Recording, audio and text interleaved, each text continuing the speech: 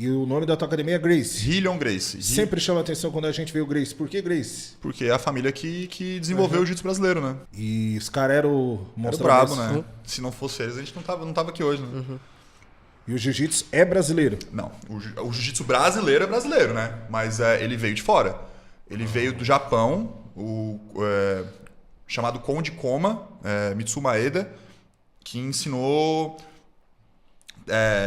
o japonês pro Carlos Gracie. E aí tinha o irmão do Carlos Gracie, que é o Hélio Gracie, que era um cara bem franzino, tinha problema de saúde de pulmão e tal, que desenvolveu o jiu-jitsu brasileiro, que porque o que o japonês ensinou pro Carlos era mais na força. Certo? Ele era um judoca, entendeu? E aí ensinava as posições mais na força. O Hélio Gracie era um cara mais franzino. E ele não conseguia fazer essas técnicas, ele tinha problema de saúde e tal.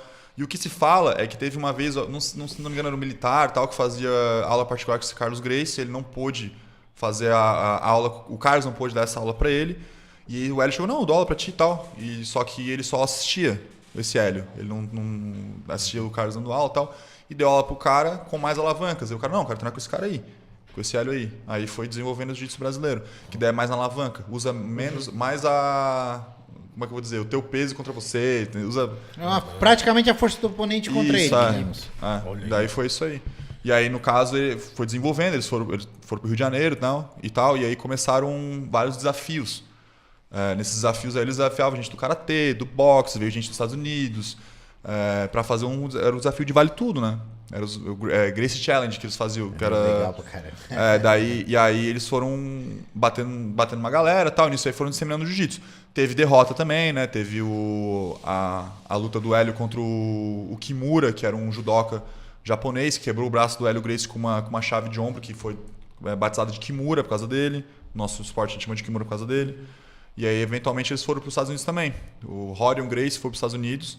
E aí você vê fitas de Gracies lutando contra os caras tipo em garagem, assim, você já viu? Em garagem, assim, que ele derruba os caras, dá uns tapas e tal. E esse é o Gracie in Action que eles lançaram.